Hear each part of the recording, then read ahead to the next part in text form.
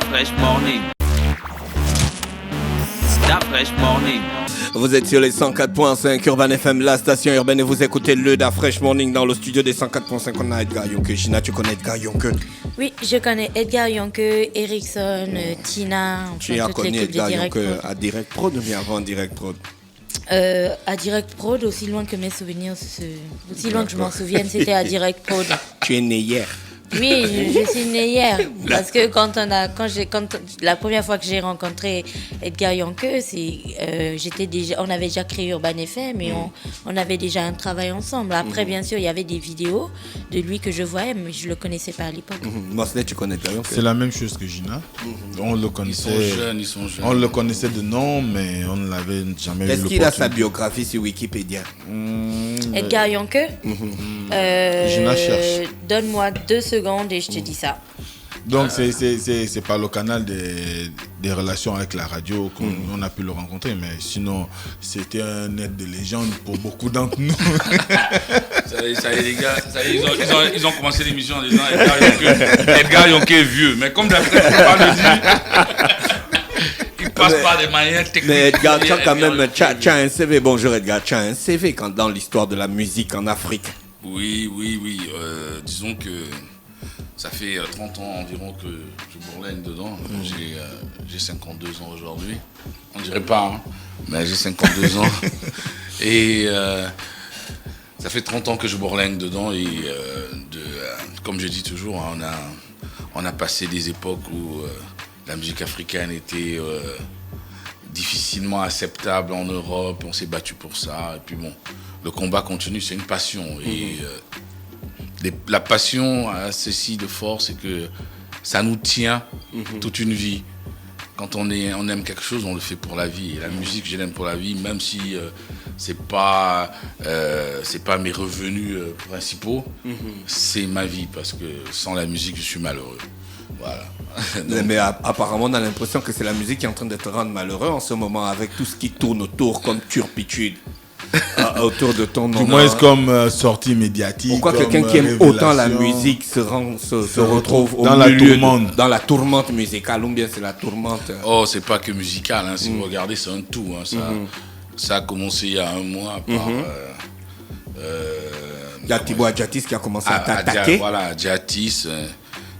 Bon. Après, c'est passé à je veux commencer par dire que...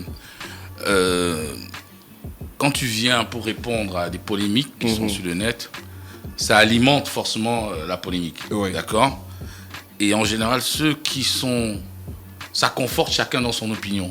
Ceux qui sont contre toi, à la fin de tout ce qu'on va faire aujourd'hui, resteront contre.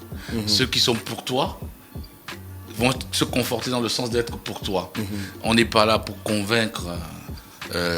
la Facebook glossphère, comme on dit. On est là je suis là essayer d'apporter, de dire la vérité. Et si j'ai une personne aujourd'hui parmi tous ces gens à convaincre, c'est ma fille, c'est Tina. Le reste, c'est pas important pour moi. Mais pour Adjatis qui a commencé, je veux vraiment qu'on prenne 1 minute, parce que ce n'est pas important. C'est-à-dire, si lui, il peut insulter la mère des gens et dire des bêtises, si ça peut crédibiliser sa page, si ça peut lui faire gagner sa vie, et s'il pense que c'est comme ça qu'on gagne la vie en disant des mensonges sur les mamans des gens, moi, j'ai trop de respect pour les mères pour répondre en insultant sa mère à lui. Je lui souhaite juste Mais Edgar, depuis que tu es au Gabon, une seule personne ne peut pas aussi faire l'objet de tant de critiques, de tant de ragots. On ne va pas dire de ragots, de tant d'accusations. Il y a quelques mois, on a la musique gabonaise en otage. DJ Fléau qui est sorti pour réclamer de l'argent que tu lui devrais. On a récemment Créole qui a dit sur les réseaux sociaux qu'elle serait menacée de mort de ta part. Alors, là, c'est Tina qui fait une sortie pour dire que tu ne respectes pas les termes de votre contrat, notamment en valorisant son travail. On t'accuse d'exploitation. Voilà, des donc Gabonais. Gabonais. Précisément parce qu'à l'étranger, il n'y a pas encore eu ce genre d'accusation. Ok, on va essayer d'aller pas à pas, et cas par cas. Bon, tu es reparti, tu es remonté loin sur Didier Fléau. Didier Fléau, c'est un petit frère, je veux dire, il m'accuse de, je sais pas, d'avoir pris 500 €, que je ne lui ai pas donné ou quoi. C'est vraiment une question d'orgueil. Sinon, ce problème d'Afresh a essayé de l'arranger, tout le monde a essayé de l'arranger, c'est un problème d'orgueil. C'est-à-dire que c'était le zénith de la Mama, où on a fait partir sur Paris plusieurs artistes. Et à la fin du zénith, moi j'étais fatigué, je suis resté pour me reposer. Les artistes sont rentrés au Gabon et ils ont été reçus par la Mama qui a payé, qui a donné. Parce qu'il faut savoir que tous les artistes venaient gratuitement. C'était prévu comme ça. Mais la Mama a quand même fait un geste technique, comme on va dire, à tous les artistes. Et ce jour-là, je n'étais pas là. Et donc, l'artiste invité, c'était Baponga. Donc, Maman a estimé qu'en payant Baponga va payer ses danseurs, son DJ. Simplement qu'il y avait un truc que Maman avait omis de prendre en compte, c'est que quand on allait, pour favoriser Baponga, j'ai dit, je prends ton DJ, mais à condition qu'il fasse le DJ pour tous les autres artistes. Donc Didier Fléau estime que, à part Baponga, il a travaillé pour tous les autres artistes en faisant le DJ sur scène et qu'il fallait qu'il ait une rémunération ce qui est normal. Mais c'est la méthode avec laquelle il a employé pour faire pression sur moi. Parce que déjà, c'est pas moi qui paye. La maman ne m'a pas donné l'argent. La maman, c'est sa tante. Il pouvait aller chez sa tante, dire je ne suis pas payé. Tu as donné l'argent, Edgar, il a bouffé mon argent ou je ne sais pas quoi. Bon, mais tout ça, ça reste une histoire d'ego qui peut se régler le jour où il veut. C'est pas ça le débat ici. Le débat le plus important, bon, à Adjectif, on a fini.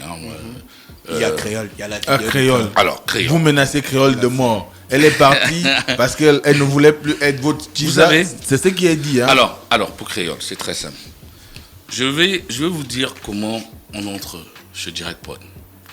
Chez Direct Prod, il y a des contrats qui sont des contrats comme ça, qui sont des contrats 360 degrés. C'est-à-dire qui sont des contrats de production d'artistes, de management et d'édition.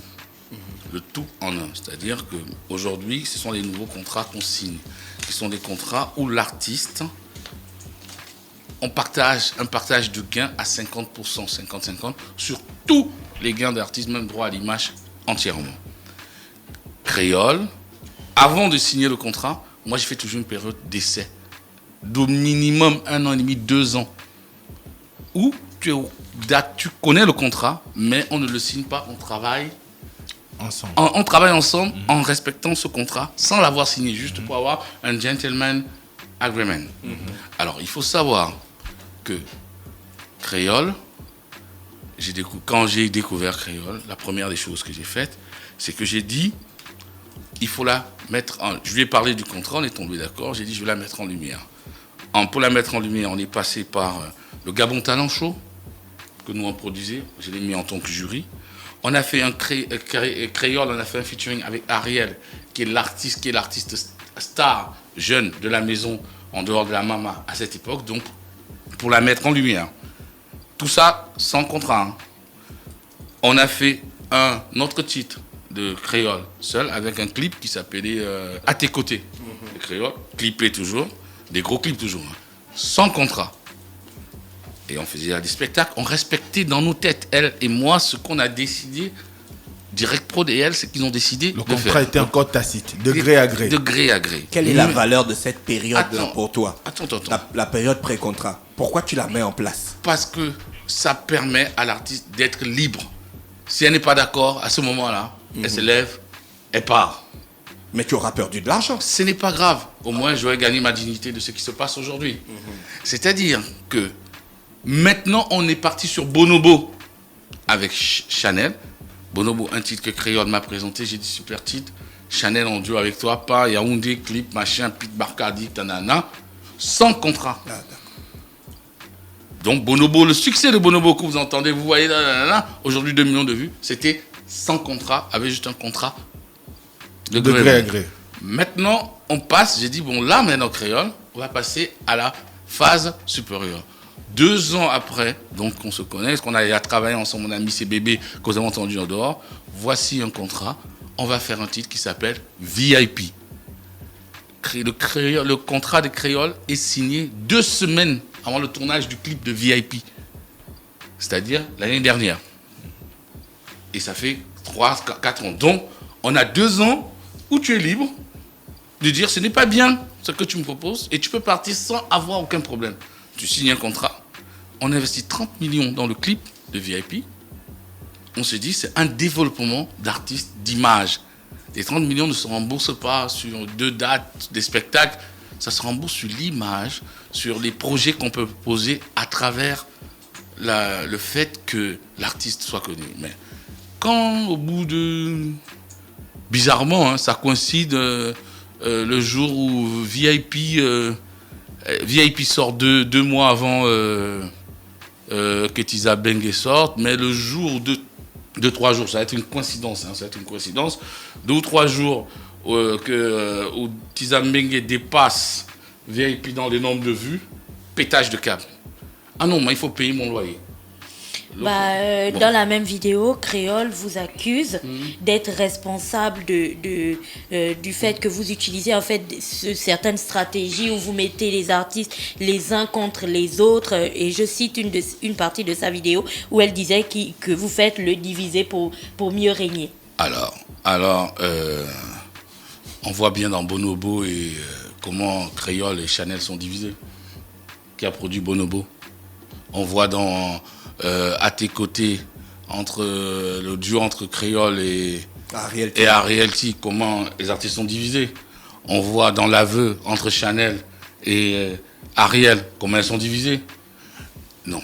Est-ce que vous ne faites pas là le management partial, c'est-à-dire qu'à un moment donné, vous avez estimé que Créole ne faisait pas rentrer peut-être beaucoup en termes de royalties et qu'il fallait miser énormément sur Chanel? Alors, je vous explique.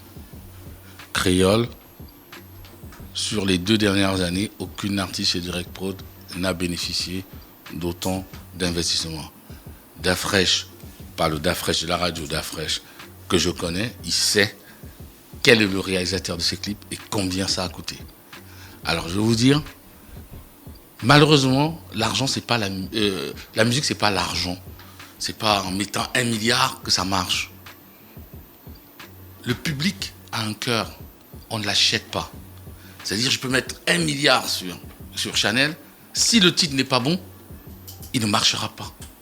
Ça ne veut rien dire.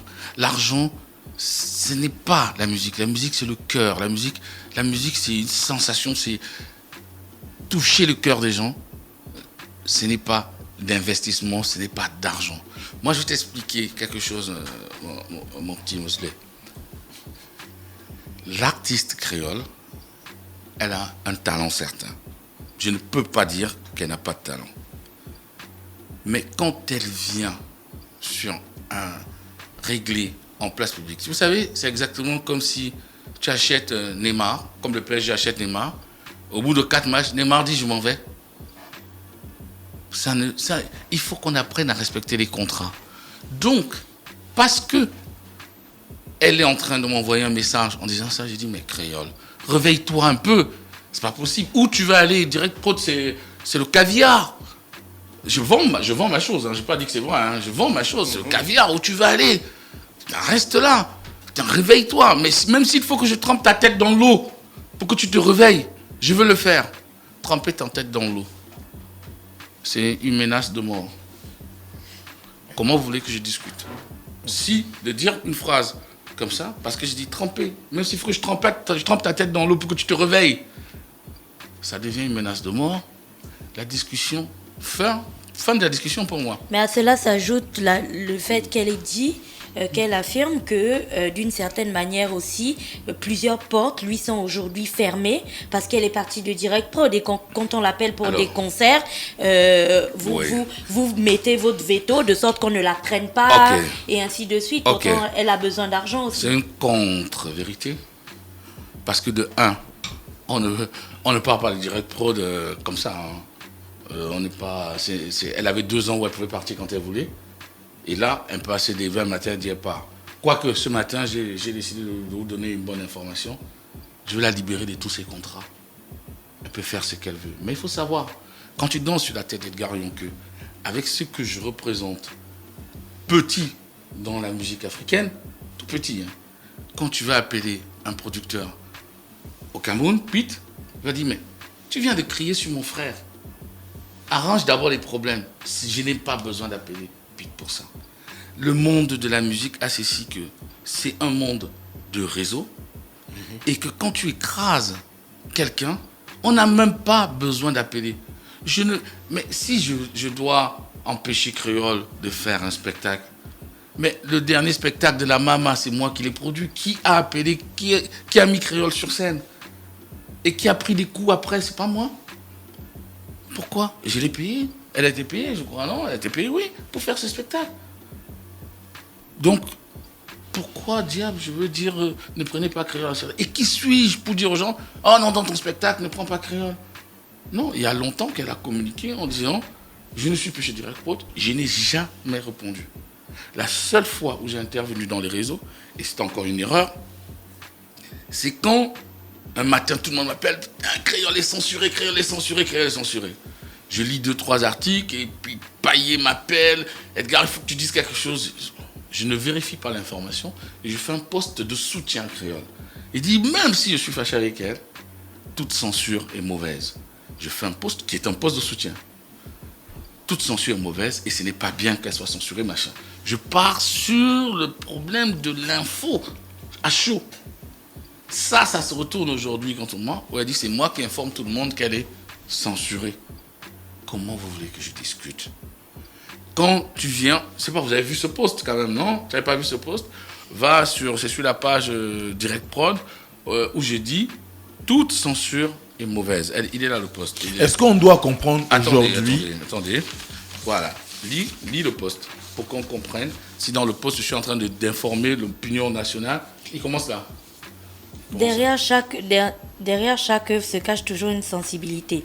Celle de Créole est réelle et m'a touchée, raison pour laquelle je l'avais signée.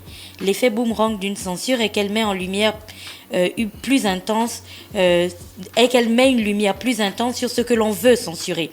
Que Créole fasse l'objet d'une censure signée par le ministre montre déjà l'étendue du chemin parcouru. Il y a quelques années, Collé la Petite a été censurée au Cameroun et la suite on la connaît tous. Je te souhaite, Créole, que cette censure ait un effet inverse et te propulse au-delà de toutes nos espérances. À ceux qui pensent que Direct Prod serait derrière tout ça, je ne répondrai pas car on ne discute pas avec la folie, on la soigne.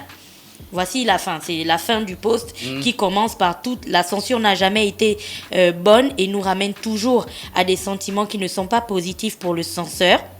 Nous, à Direct Prod avec Créole, on a été certes borderline, mais on n'a jamais franchi la ligne rouge. Ce n'est pas facile, c'est sûr, de surfer à la limite.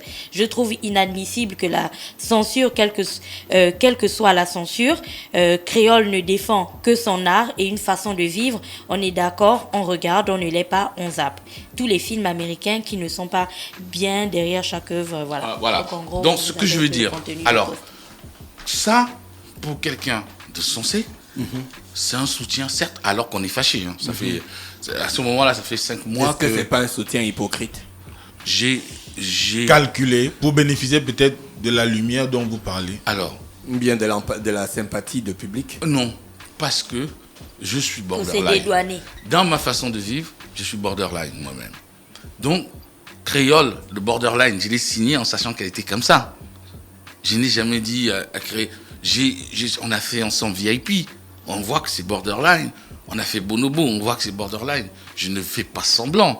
Je n'étais pas obligé de le faire. Mais j'ai reçu ce matin-là tellement de coups de fil, tellement de gens m'appelaient, mais Edgar, il faut que tu sors, il faut que tu parles. J'ai dit, bon, je vais faire ce poste. Bon, il faut savoir que ce poste m'a valu une convocation à la HAC, Autorité de la communication. Qui m'a ordonné de faire un autre poste parce que en fait, elle n'était pas censurée. C'est sa télé-réalité qui avait été déprogrammée, donc elle n'était pas censurée. Mais au moment où on a fait le poste, on pensait qu'elle était censurée. Donc la HAC m'a appelé et m'a demandé de faire une autre c'était quand il y a 4-5 jours et j'ai fait ce poste pour aller dans la loi. Mais ce que je veux dire, pour ne pas traîner sur plus que ça, sur Créole, c'est qu'elle veut.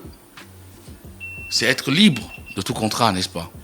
J'annonce à la face du Gabon, devant vous, vous êtes témoins, que malgré son contrat signé, qui est encore valable 5 ans, et malgré ce qu'on a pu dépenser sur elle, je lui souhaite de réussir et je la libère. Direct Prod est libéré de tout engagement à travers Créole. Créole, tu es libre de faire ce que tu veux. Voilà, donc elle peut utiliser désormais toutes ses chansons partant de Bonobo à VIP, à tout ce qu'elle veut. Mais c'est ce qu'elle fait quand vous voyez la télé-réalité qu'elle a produite. Parce que la télé-réalité, c'est pas Direct Prod.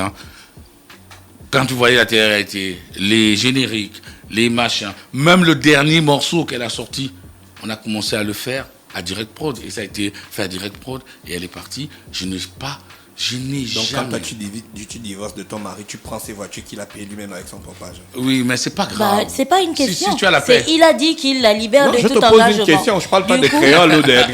C'est juste une question... Non, mais la question c'est pas hors sujet, c'est une question hors sujet. La question c'est pas moi. Moi je demande une précision. Je demande une précision. Qu'est-ce qui est contenu dans je la libère de tout engagement? Non, cette précision il faut savoir quelque chose. Même si tu as produit un morceau d'un artiste, ça ne fait pas de toi le propriétaire de l'œuvre. Le propriétaire de l'œuvre reste l'artiste. Elle a le droit de le chanter, de chanter ses chansons là où elle veut, comment elle veut, faire ce qu'elle veut. À partir du moment que j'ai libéré tout ce qu'on a fait avant, si elle veut le chanter en public, si elle veut le faire des films avec, monter, faire des machins, elle a le droit. C'est son droit légal. Ce n'est pas Edgar qui lui offre ce droit. C'est son droit légal parce que ce sont ses œuvres. Pas parce que je suis producteur de l'œuvre que ça m'appartient. Non, l'œuvre appartient au créateur de l'œuvre. Il faut qu'on soit clair dessus. Je ne suis pas propriétaire de l'œuvre parce que je l'ai produite. Non.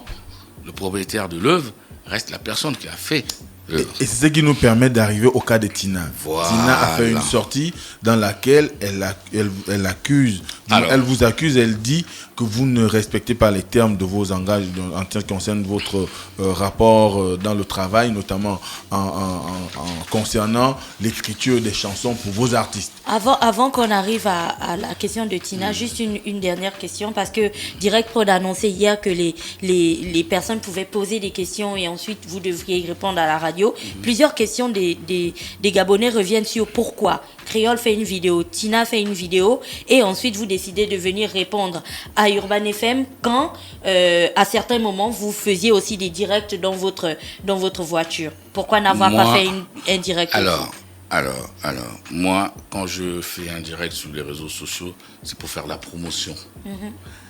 Quand on devient la cible groupée de toutes les attaques que vous dites, la personne qui pose cette question pose la question que je me pose. Pourquoi en même temps? Pourquoi maintenant? Mais la réponse est ailleurs. Mais je n'ai pas cherché à savoir plus. Je continue simplement à faire ce que je sais faire mon travail. Et comme j'ai posté sur les réseaux, la réponse vient en musique. Parce que ce qui amène ce problème, c'est la musique. Dans la réponse viendra en musique. Maintenant, pour le cas Tina, c'est très très sensible. Parce que Tina, c'est la sensibilité. Tina, c'est la plume, c'est l'écriture. J'ai signé d'abord Tina comme artiste. Quand je suis arrivé au Gabon, c'était après Ariel T. Ça a été l'artiste que j'ai signé et auquel je croyais beaucoup en tant qu'artiste et que je crois toujours aujourd'hui, malgré tout. Le cas est sensible, pourquoi ça m'a poussé à venir à la radio. Parce que, en fait, je crois que quand on ne connaît pas les choses, les textes, quand on ne connaît pas les trucs, on peut faire des choses et croire. C'est-à-dire quand tu ne connais pas la législation sur le droit d'auteur, tu crois ce que les gens disent. Il y a des gens qui sont persuadés que quand tu as 10 millions de vues sur YouTube, Edgar Yonké est milliardaire à cause de 10 millions de vues sur YouTube. Je vais juste recadrer les choses. Parce que Tina, moi, je veux la convaincre. Les autres, je m'en fous. Tina, je veux la convaincre. Pourquoi ? Parce que c'est une plume qui ne doit pas se perdre. Et si je parle avec émotion parce que c'est vrai ce que je dis. Alors, il faut savoir que Tina est l'auteur. Voici un document que je vais vous montrer qui est un contrat de cession et d'édition d'œuvres musicales signé entre Tina et Direct Prod, signé par Tina, tu peux vérifier, qui a été renouvelé le 23 janvier 2018. Où dessus on a toutes les œuvres. C'est elle qui a écrit toutes les œuvres que tu peux lire. Hein.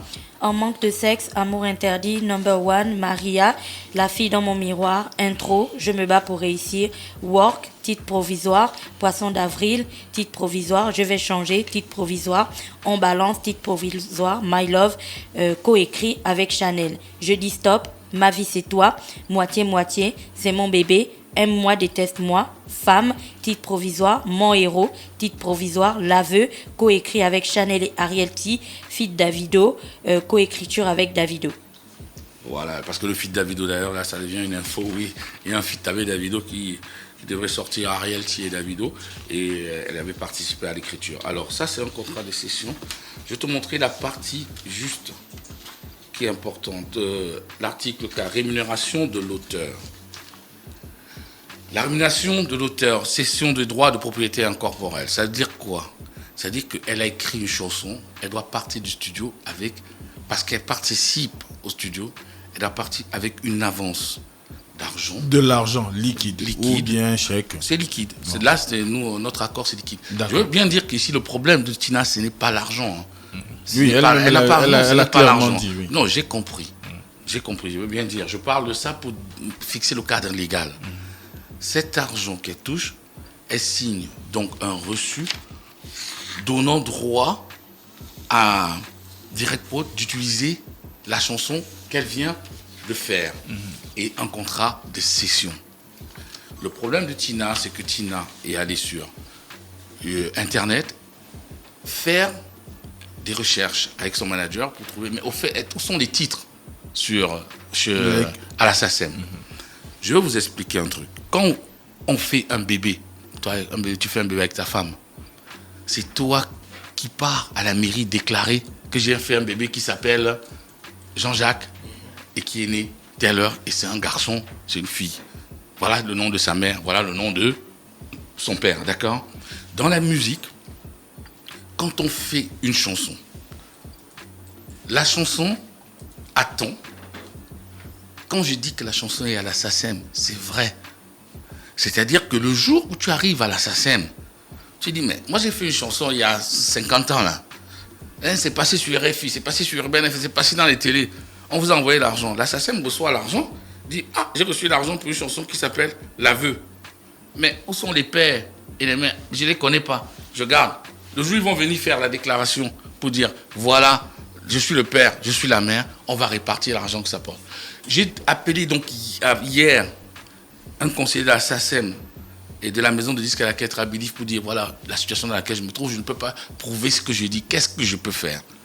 Ils m'ont dit Edgar, c'est très simple. Tu vas sur ta chaîne YouTube, je l'ai montré à Dafresh, tu vas sur ta chaîne YouTube, regarde, là on est sur Tizabengue. Quand tu vas sur Tizabengue, tu regardes à côté, c'est marqué quoi, Dafresh dit ? Monétisation. Et en bas, c'est marqué ? Inéligible. Alors, quand tu cliques dessus... Réclamation pour atteinte aux droits d'auteur monétisés par le titulaire des droits d'auteur. Voilà, c'est-à-dire qu'il y a quelqu'un qui est venu sur la chaîne, parce que chaque chanson a une identité numérique. C'est pour ça qu'aujourd'hui, sur Shazam, tu écoutes une chanson, tu mets Shazam, ça reconnaît... Ça ressort les informations. Pourquoi ? Parce que chaque chanson a une identité numérique. Même si tu n'as pas donné le nom, ça a une identité numérique. Oui. C'est-à-dire que on la reconnaît avec un code IRCRC qui est marqué. N'importe quelle plateforme va la jouer. On la reconnaît. Bon. Maintenant, si tu cliques sur la page, là où tu étais, là où c'est marqué le petit stylo, clique, ça te dit quoi ? Voir les détails. Clique dessus. On va arriver dans une page où c'est marqué quoi ? À droite d'Afresh. Nous avons identifié du contenu protégé par des droits d'auteur dans votre vidéo. Demandez, accepter son contenu soit utilisé dans la vidéo. Le demandeur a accepté que son contenu soit utilisé sur votre chaîne télé. Et en bas, demandeur, c'est marqué quoi? Believe, qui est le distributeur.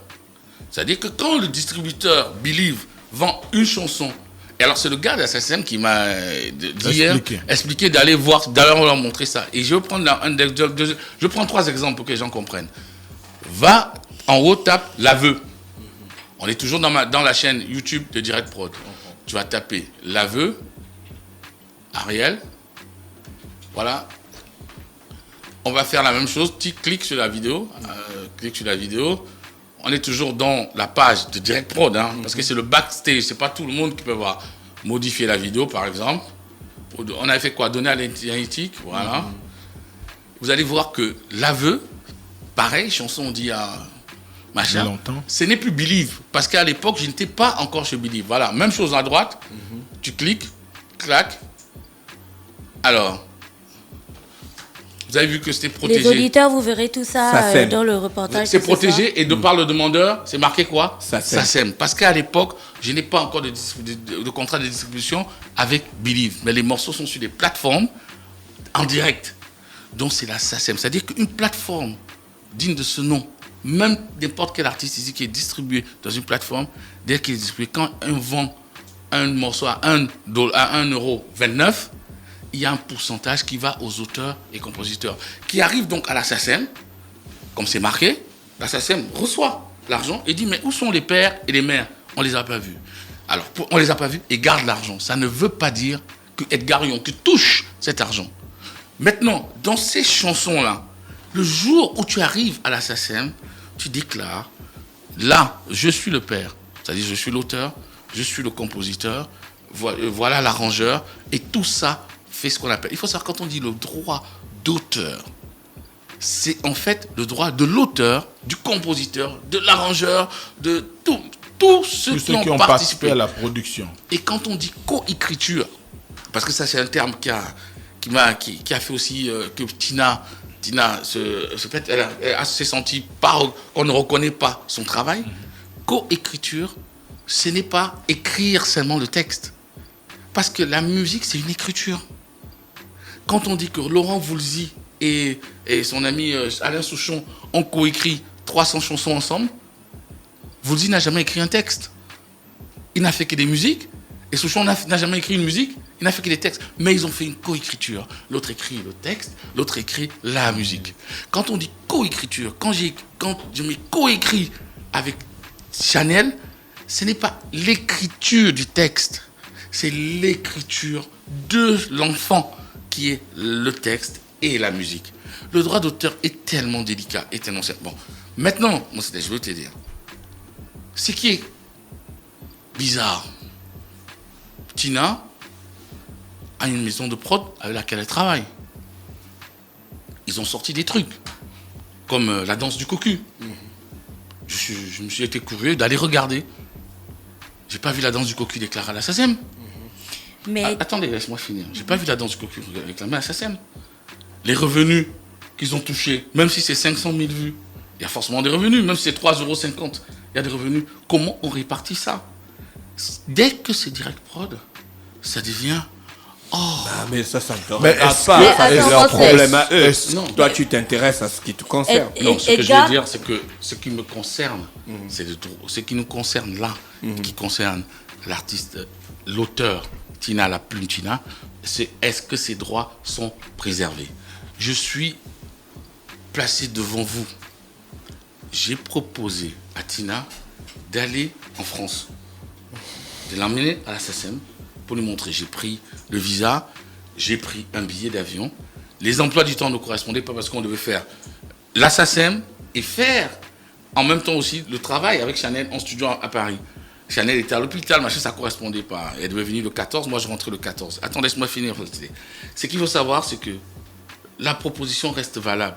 Je suis devant le Gabon, là, en train de parler, de dire que dans une semaine, j'ai dit une semaine, on peut aller à Paris lundi, mardi, si elle est disponible. Mon visage va tomber si je mens On va aller à la SACEM, elle sera assise, elle va regarder si à la SACEM, il n'y a pas les œuvres. C'est pas dans un an, c'est dans 6-7 jours. Mais elle parlait d'une chanson comme My Love, par exemple. Je veux en venir sur My Love. Qu'on a pu regarder sur le site de la SACEM dans le répertoire des œuvres. My Love. Chanel, dans son développement artistique, un moment, je me dis, il faut que je trouve une autre couleur. Moi, je fais des morceaux, Adoté fait des morceaux. Il y a une couleur qu'on doit trouver. J'envoie Chanel à Abidjan.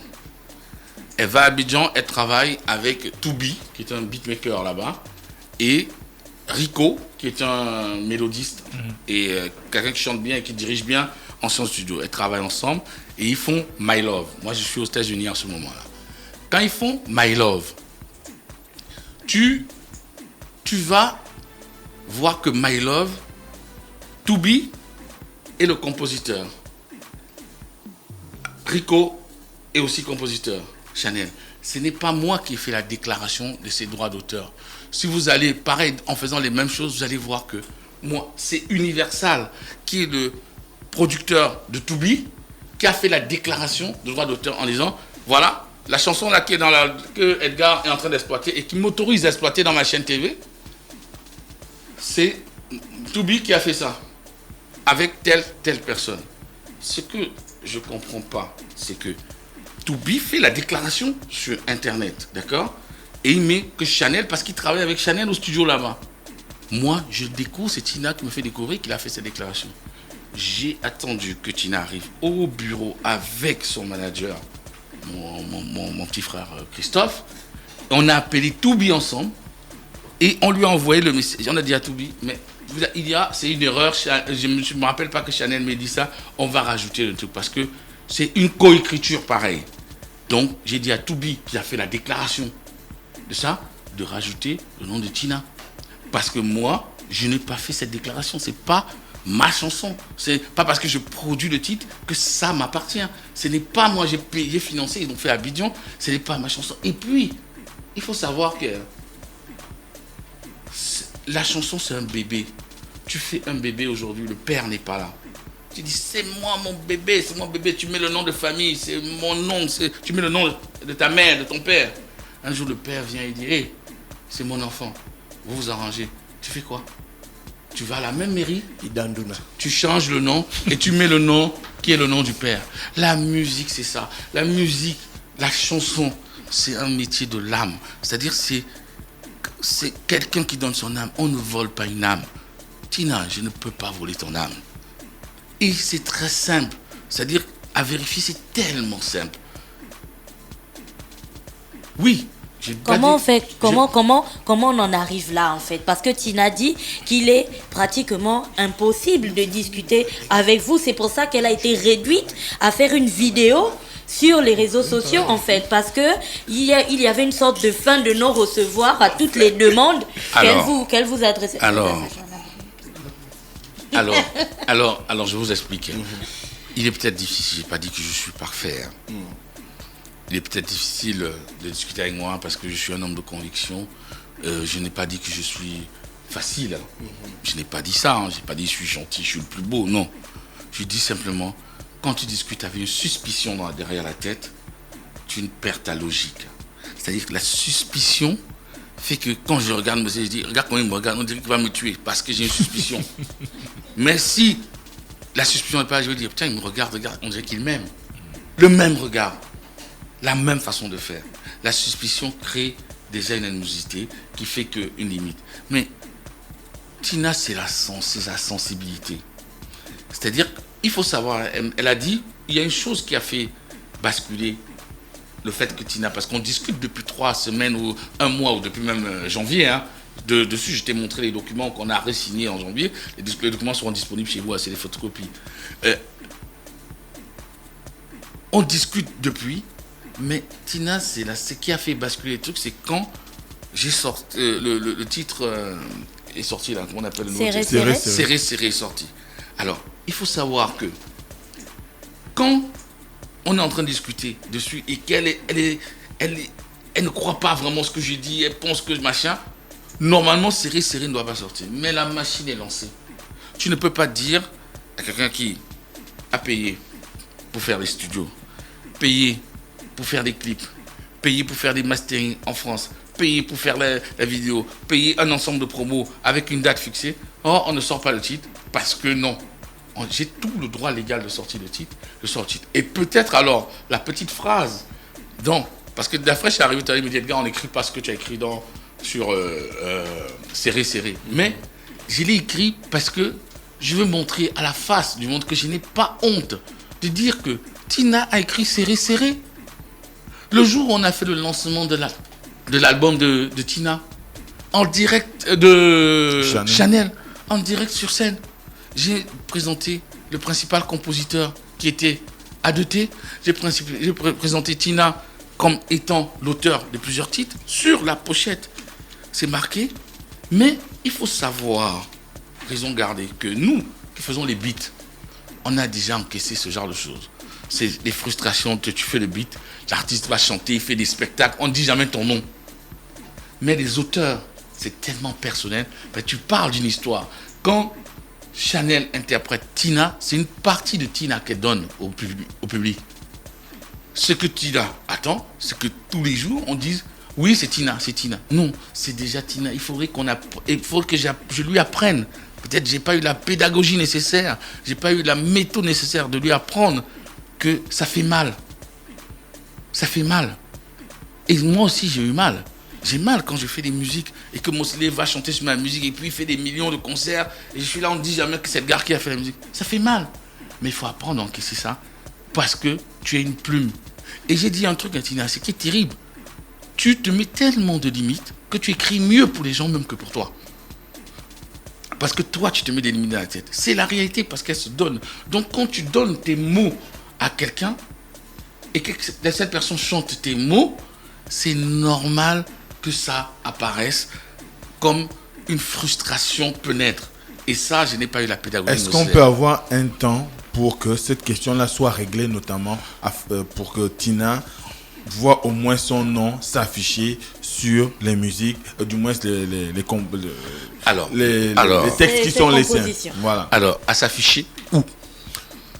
Peut-être sur l'origine de la SACEM qui fait débat aujourd'hui. Maintenant, il faut savoir que moi tout seul, je ne peux pas aller en France sans Tina et signer à la place de Tina, ces chansons-là, ça devient une escroquerie.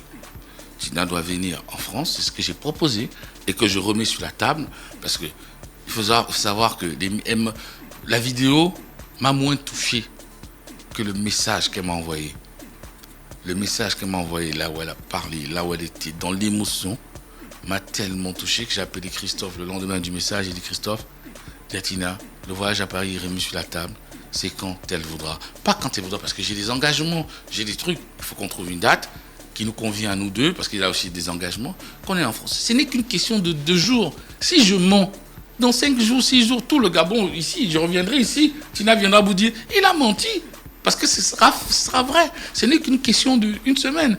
De 10 jours, moi j'ai envie, si elle est prête, lundi, on est à Paris. Et Dafresh, on gère ça. Dafresh est prêt à payer. Le temps. Dafresh est exactement 10h12 minutes. Non, il y a plus de clôturer. Tu es prêt à payer. Juste pour clôturer. Je veux quand même dire un mot de fin. Oui, pour clôturer, s'il te plaît. Tout en précisant que vous êtes prêt à continuer à travailler avec elle. Ah non, mais vous savez, je suis, comment on appelle, Tina dépendant. Je l'adore. Donc, je travaillerai avec elle. Si je n'ai pas de problème à travailler avec elle. Ce que je veux dire aujourd'hui, c'est que il faut savoir que la plume, la même frustration que peut vivre Tina, aujourd'hui Chanel aussi la vit. Parce que cette histoire vient plomber un travail qu'on fait. Je vais vous donner une info. Et je vais te montrer les mails pour que tu vérifies que ce que j'ai dit est vrai. J'ai reçu des propositions d'Universal et de Sony pour Chanel. Et j'ai proposé à Sony et Chanel, et par mail, et c'est vérifiable, si vous signez Chanel seul, vous détruisez mon équipe. Signez l'ensemble de son compositeur, son auteur avec qui elle aime travailler, et machin, et là, on va signer une team. Une équipe, une chanson, ce n'est qu'une team. Vous savez, hein, quand Chanel fait des mélodies, elle a posté, j'ai vu, et je lui ai dit non, elle a posté la chanson telle qu'elle hésitait avant que Tina ne prenne le truc. La chanson est là. Tina vient mettre des mots qui élèvent la chanson. C'est-à-dire que quand il y a une symbiose entre deux artistes, pourquoi vouloir détruire à travers les réseaux sociaux, les gens qui se battent, machin? C'est juste détruire une équipe qui gagne. Et les posts que je veux dire aujourd'hui à Chanel et à Tina, c'est que on stoppe. Ça ne se règle pas sur les réseaux sociaux. Ça ne les regarde pas. Ce qu'ils veulent voir, c'est le travail final. Mettons-nous au travail. Si, dans une semaine, je n'arrive pas à prouver ce que je dis, mettez-moi en prison. Portez-moi plainte. On travaille sur des contrats, sur des documents. Ce n'est pas le jeu. Mais simplement, je ne suis pas ici, comme j'aurais dit, pour convaincre la terre entière. C'est-à-dire que je suis le plus beau, que je suis le plus sain. Je suis là pour parler, parce que, comme je vous ai dit, les gens qui ne m'aiment pas seront confortés dans ce qu'ils pensent déjà, que ce que j'ai raconté là, c'est des balivernes. Ceux qui m'aiment seront confortés en disant on vous disait qu'Edgar avait raison. Ce n'est pas mon but. Mon but est de parler à Tina. De dire à Tina, moi je t'ai dit, tu peux écrire pour les gens. Il y a 5 ans qu'on a commencé. Tu peux écrire pour les gens, tu n'y croyais pas. Je crois encore que Chanel c'est bien, mais tu peux écrire pour encore beaucoup plus fort, beaucoup plus mieux, parce que tu as la plume qu'il faut. Comment est-ce que tu vas te rémunérer de ça? Ça vient avec le temps. La société Direct Prod n'est pas une société de droits d'auteur. Je n'encaisse pas les droits d'auteur des gens. Ce que je perçois, moi, c'est des royalties. Et on ne paye pas des royalties à un auteur. On paye des royalties à l'artiste, interprète. C'est ce que je perçois, moi, sur ma chaîne YouTube. Je perçois des royalties, pas des droits d'auteur. Parce que je suis une chaîne télévision. Ben, on est en direct quand même à la radio. Oui. Il y a un truc que je voulais montrer. Vous savez, on a fait une émission qui s'appelait Gabon Talent Show. Tu te rappelles? Dans Gabon Talent Show, les artistes viennent interpréter des chansons. Tu vois, non? Tu regardes que même dans Gabon Talent Show, nous on poste ces chansons sur le réseau. Alors, quand tu postes, ça te dit quoi? Quelle émission? Comporte du contenu protégé par les droits d'auteur. Les droits d'auteur. Et quand tu vas dessus, ça te donne la liste de toutes les chansons que les gars ont chantées. S'ils ont interprété Michael Jackson, s'ils ont interprété machin, ça te donne tout. Les demandeurs, ça te donne leur truc. Contenu audiovisuel, ça te donne le nom de la production. Contenu audiovisuel, ça te donne le nom de My Ting Bad, c'est les chansons UMG, double. C'est-à-dire que le droit d'auteur, on ne joue pas avec. Voilà. Merci, c'était Edgar Yonke ce matin sur les 104.5 Urban FM, la station urbaine dans le Dark Fresh Morning. René Ruth est avec nous. René Ruth, bonjour. Urban FM 104.5, la station urbaine. Vous écoutez Urban FM 104.5, la station urbaine. Urban FM, première radio chez les jeunes.